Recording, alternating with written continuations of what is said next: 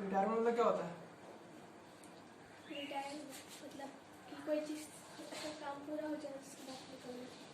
मान लो अभी हम लोग क्या स्टार्टिंग क्या किए थे, पहले पार्टनर से स्टार्ट किए। पार्टनर आया बिजनेस में, तो बिजनेस स्टार्ट किया, उसको बोलेंगे पार्टनरशिप। दो व्यक्ति मिलके, 2% मिलके। फिर एक चैप्टर और स्टार्ट किया कि दो पार्टनर पहले से है, नया पार्टनर बिजनेस में आ गया, इसको क्या बोलते हैं? Admission of partner. अब मान लो कि यार ABC तीनों बिजनेस में है। अब कोई भी कारणवश C बिजनेस छोड़ के चला गया, ठीक, कोई भी कारणवश, तो इसको बोलेगा रिटायरमेंट। ठीक है, जब कोई पार्टनर बिजनेस छोड़ के चला जाता है इररिस्पेक्टिव रीजन, कोई भी रीजन है कारण, दैट इज कॉल्ड रिटायरमेंट। ठीक है, when one or more partner leave business and remaining partner continue to do business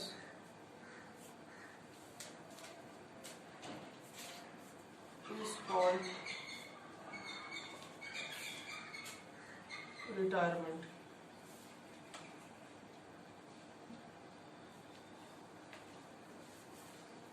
जब एक या एक से ज्यादा कोई पार्टनर बिजनेस छोड़ के चला जाता है और रिमेनिंग पार्टनर बिजनेस कंटिन्यू करता है, दैट इज कॉल्ड रिटायरमेंट। ऐसा नहीं कि किसी के जाने के कारण पूरा बिजनेस को ही बंद कर दिया, ठीक है, तो वो रिटायरमेंट नहीं कहलाएगा। किसी एक के जाने के कारण बिजनेस में कोई इफेक्ट नहीं हो रहा, बट बिजनेस कंटिन्यू चल रहा है। ठीक,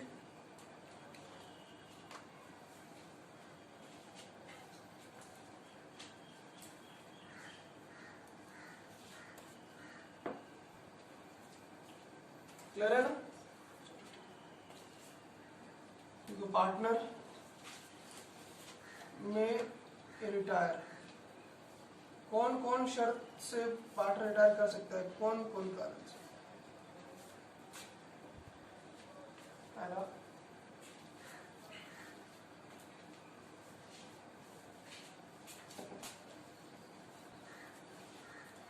if there is an agreement to that effect,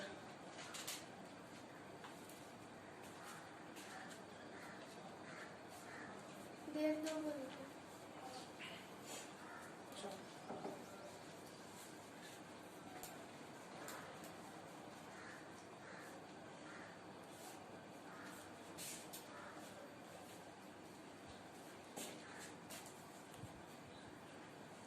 if all partner agree to his retirement, जब सारे पार्टनर तैयार हैं उसके रिटायरमेंट के लिए, ठीक है,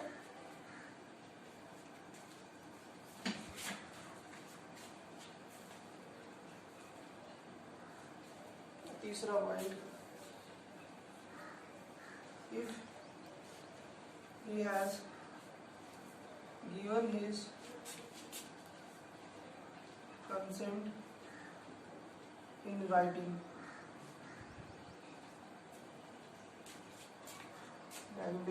in case of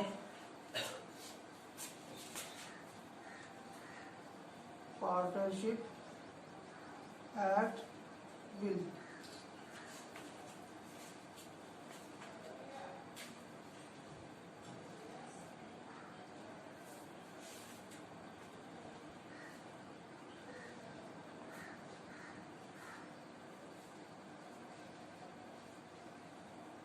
ठीक है। गिवन इज कंसेंट, अपना सहमति दे देता है। पार्टनर में रिटायर कैसे? If there is an agreement to that effect, पहले से एग्रीमेंट कर लिया है, जब पार्टनरशिप डीड बना रखा हो तभी एग्रीमेंट कर लिया कि हम लोग आज बिजनेस स्टार्ट कर रहे हैं कुछ साल के बाद या 1 साल बाद 2 साल बाद बिजनेस छोड़ के चले जाएंगे, ठीक है। दूसरा है कि जब वो छोड़ने को जा रहा है तो सारा पार्ट तैयार है, ठीक है, बेसिकली ओरली केस में। और तीसरा है if he has given his consent in writing, अपने कंसेंट लिखित रूप में देता हो तो अगर इसमें लिख के दे दिया, याद रखना in case of partnership act will के केस में पार्टनरशिप बेसिकली 2 तरीके से किया जाता है। एक होता है एट विल, एक होता है एट टेन्योर, बीएसटी में पढ़ाए थे, ठीक है। एट विल का मतलब होता है कि पार्टनरशिप स्टार्ट हम किए हैं और चलता रहेगा, कब बंद होगा ये नहीं जाता, ये एट विल चाह के है, ठीक है। और एट टेन्योर होता है, एट पीरियड होता है कि हम आज बिजनेस स्टार्ट कर रहे हैं, 3 साल चलेगा, 2 साल चलेगा, ठीक है, बेसिकली ज्वाइंट वेंचर होता है। जब कोई पर्टिकुलर बिजनेस स्टार्ट कर लिया 2 साल के लिए चलेगा, बंद हो जाएगा, तो ये एट विल का केस है, ठीक है। बेसिकली ये हो गया तुम्हारे डायनामिक का डेफिनेशन। और ये तुम्हारा क्या हो लिख लेना।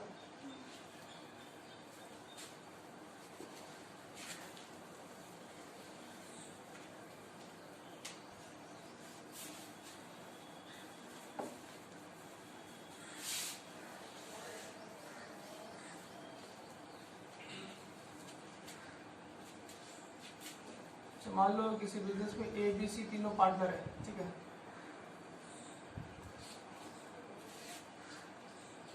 हाँ ये 1 अप्रैल है, 1 अप्रैल और 31 मार्च फाइनेंशियल ईयर।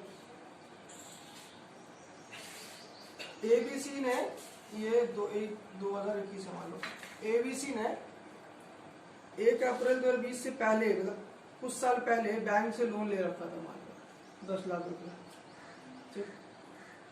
तो कर्ज ये तीनों के ऊपर है ना, ये कर्जा दुकान पैसे से कर्जा तीनों को चुकाना होगा। 1 अप्रैल अभी भी तीनों के ऊपर कर्जा है, चला 1 अक्टूबर को सी बिजनेस छोड़ के चला गया, ठीक। अब ये कर्जा किसके ऊपर है? बिजनेस में 2 आदमी रहा, ए बी बिजनेस पे कर्जा रहेगा उसको, हाँ देखो कर्जा तभी तक रहेगा जब तक वो बिजनेस में रहेगा, ठीक है। मतलब एबीसी के ऊपर कर्जा तब तक रहेगा जब वो बिजनेस में रहेगा। अगर जो पार्टनर जा रहा है बिजनेस छोड़कर, अगर वो एक पब्लिक नोटिस दे देता है, पब्लिक नोटिस मतलब कि एक तरह का डॉक्यूमेंट कागज में लिख के पब्लिक नोटिस,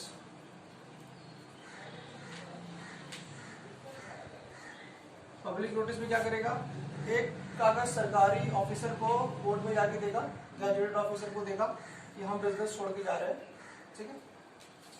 मतलब हम लिख देते हैं गवर्नमेंट को दे देगा, गवर्नमेंट ऑफिसर को, ठीक। दूसरा काम करेगा को वो एक लोकल न्यूज़पेपर में छपवाएगा, ठीक है, लोकल हिंदी न्यूज़पेपर में,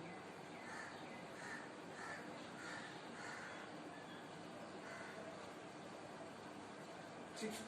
और तीसरा काम करेगा एक इंग्लिश पेपर में छपवाएगा, इंग्लिश न्यूज पेपर में। 3 काम करना होगा उसको बिजनेस छोड़ने से पहले।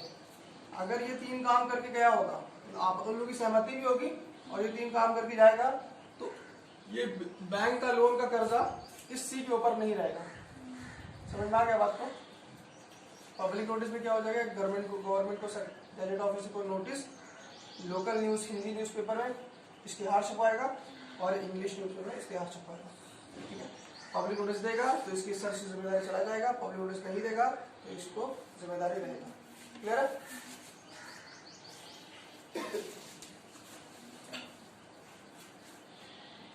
लिख लो इसको।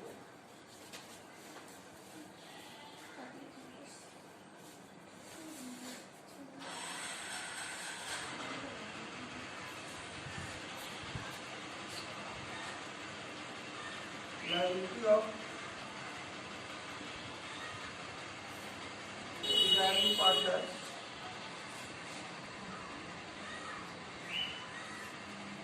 was third party continues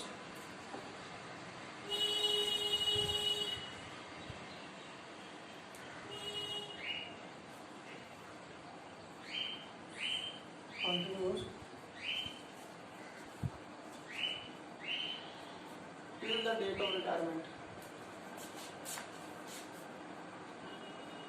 in the date of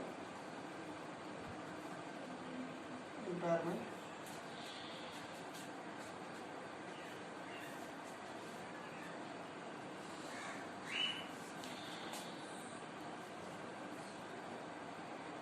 continues to be liable if he has not given public notice. अगर ये पब्लिक नोटिस नहीं देगा तो ये जिम्मेदार होगा, पब्लिक नोटिस दे देगा। तो टॉपिक क्या क्या पढ़ना है? पहला for calculation of gaining ratio,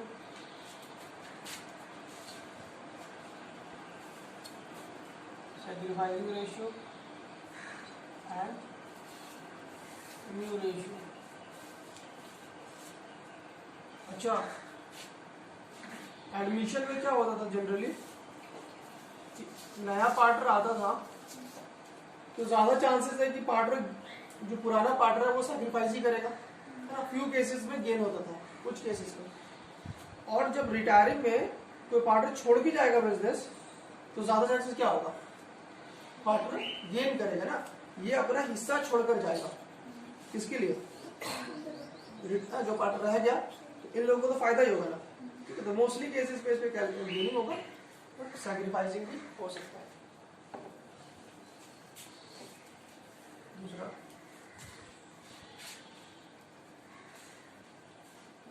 treatment of goodwill. तीसरा ट्रीटमेंट ऑफ accumulated profit, मतलब chocolate.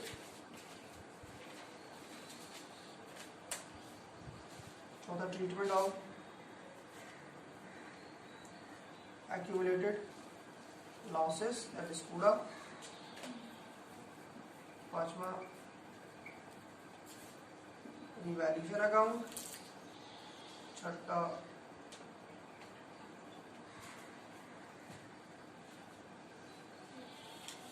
Retiring partner loan account. और सातवां एडजस्टमेंट ऑफ कैपिटल।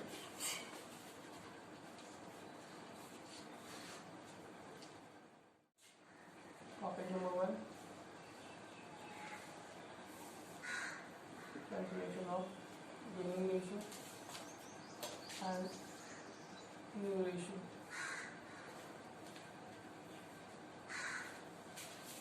So, दो केस में होगा फिर क्वेश्चन 1।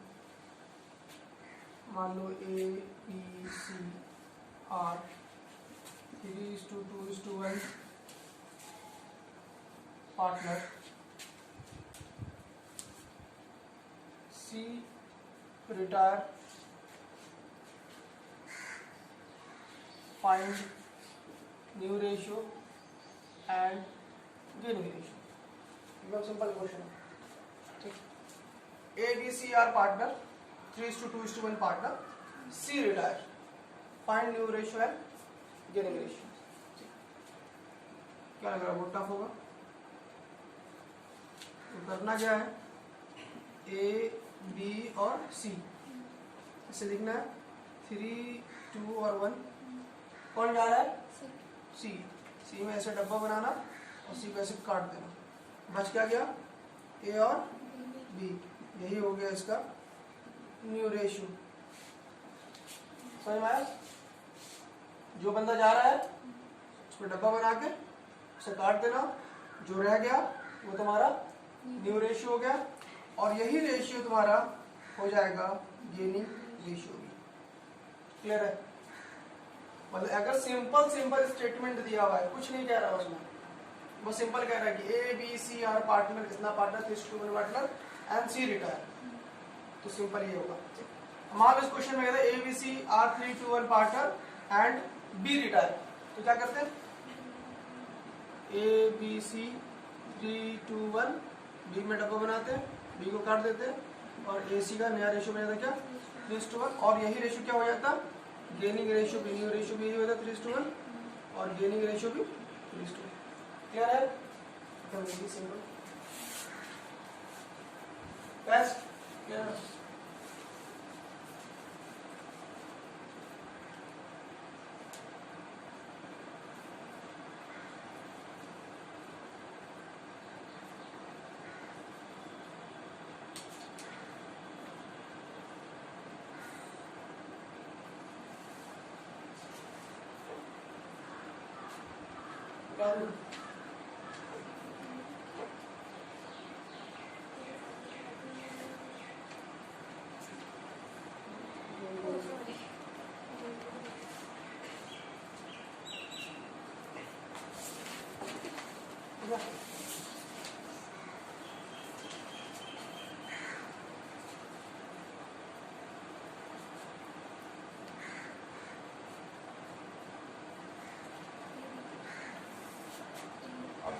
एक क्वेश्चन और आएगा,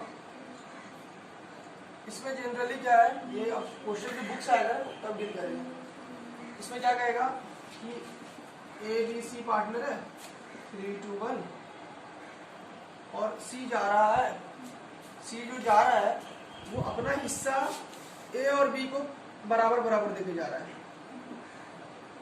ठीक है। ये सिंपल तो है नहीं, थोड़ा सा कॉम्प्लिकेट कर दिया, ये आप बुक से क्वेश्चन करेंगे तब बनाएंगे, ठीक है, मिला देगा। बस 2 ही केस में है, एक वाला हो गया थोड़ा topic 1 finish, topic 2 treatment of goodwill.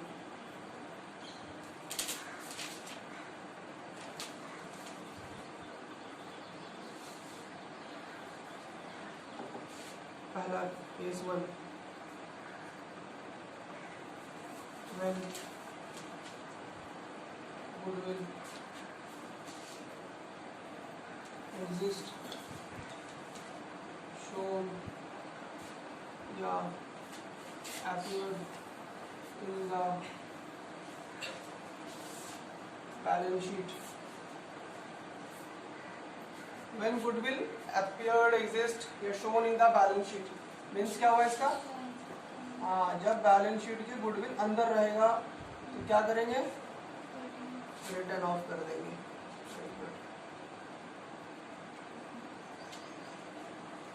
क्या करना है इसे, it will be return of, it will be return of किसके बीच में, अमंग ऑल पार्टनर, सारे पार्टनर के बीच में, ठीक है, अमंग ऑल ओल्ड पार्टनर, कौन से रेशियो में, in old ratio,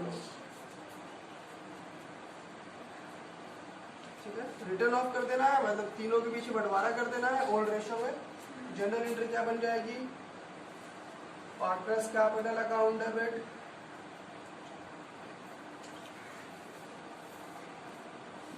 to goodwill account, ठीक है। बेसिकली ये गुडविल बाय नेचर डेबिट है, इसको खत्म करना है तो क्रेडिट कर, और डेबिट किसे कर दिया, पार्टनर्स को।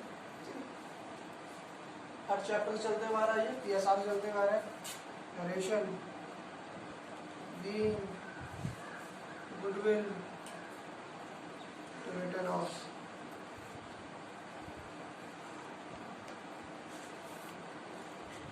केस 1 खत्म।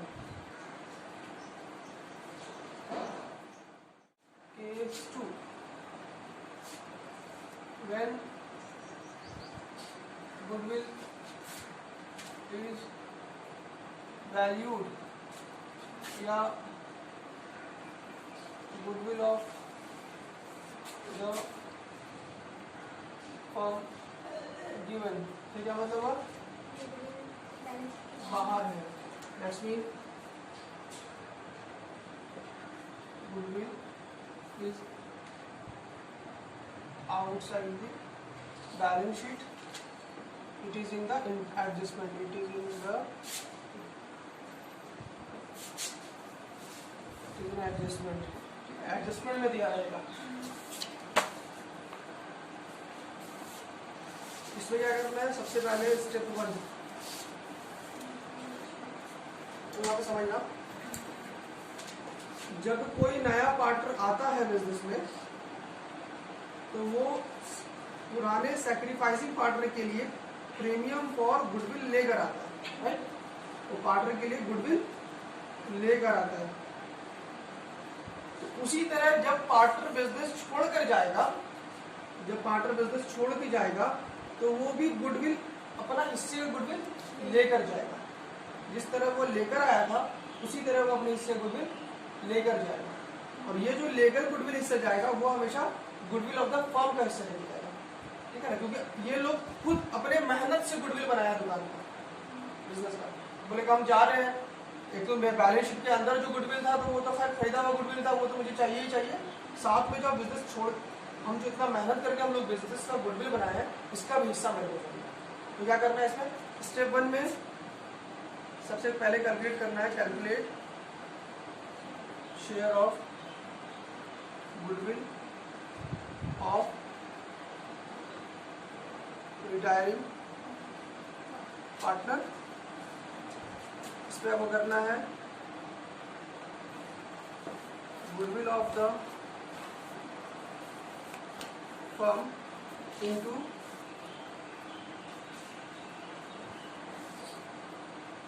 Retiring partner share. फर्ज कर लो, मान लो कि पूरे दुकान का गुडविल 1,80,000 रुपया है, ठीक, इनटू और ABC पार्टनर है तीनों यहाँ पे 3:2:1 और C जा रहा है यहाँ पे से, तो C का हिस्सा कितना है 1/6 है ना, 1/6 C का हिस्सा इनटू यहाँ कर दोगे 1/6, 6 18 30,000 रुपया बनेगा इसका हिस्सा। ये क्लियर है? स्टेप 2 में करना है जनरल एंट्री।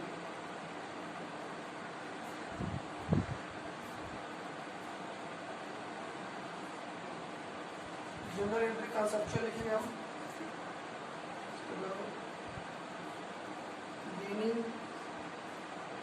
अच्छा, ये गुडविल देगा कौन उसको? पुराना गेनिंग पार्टनर देगा, जिसको सिर्फ फायदा हो रहा है वही देगा, याद रखना। जिसको जब PFG लेके आता था तो जिसको फायदा होता था उसको नुकसान होता था उसको मिलता था। अब ये PFG लेकर जब जा रहा है तो उसको ये अपना गुडविल लेके जा रहा है, उसको कौन देगा? जिसको फायदा हो रहा है, ठीक है? इसका एंट्री बनेगा gaining partner capital account debit to retiring partner capital to sacrificing partner capital. If any, अगर हुआ तब, सैक्रिफाइसिंग होगा तब क्रेडिट करना है इसको। तो जनरली एंट्री क्या बनेगा? Gaining to retiring. मान लो यहाँ पे AB गेन कर रहा था तो A capital account debit, B capital account debit to C capital. Not retiring, gaining नहीं लिखना है, उस बंदे का नाम लिखना है यहाँ पे, ठीक है? सैक्रिफाइस कर रहा तो उसका नाम लिख लो यहाँ। एंट्री क्या बनेगा? Narration be goodwill adjusted amount partner.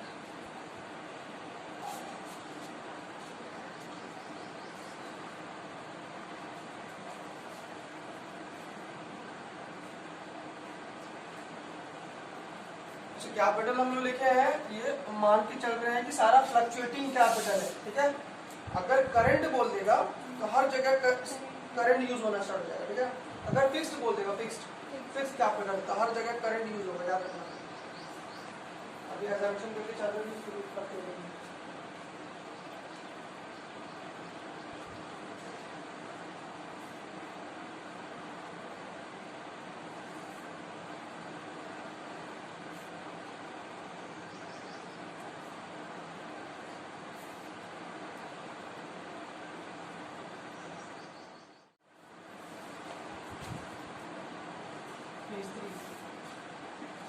Hidden goodwill.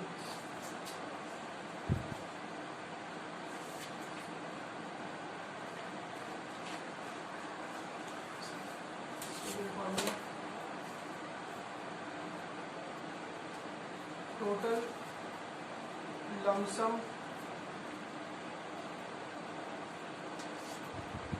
payment to retiring partner minus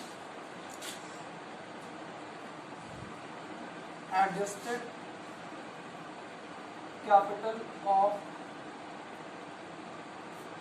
retiring partner. Total lump sum payment to retiring partner minus adjusted capital of retiring partner.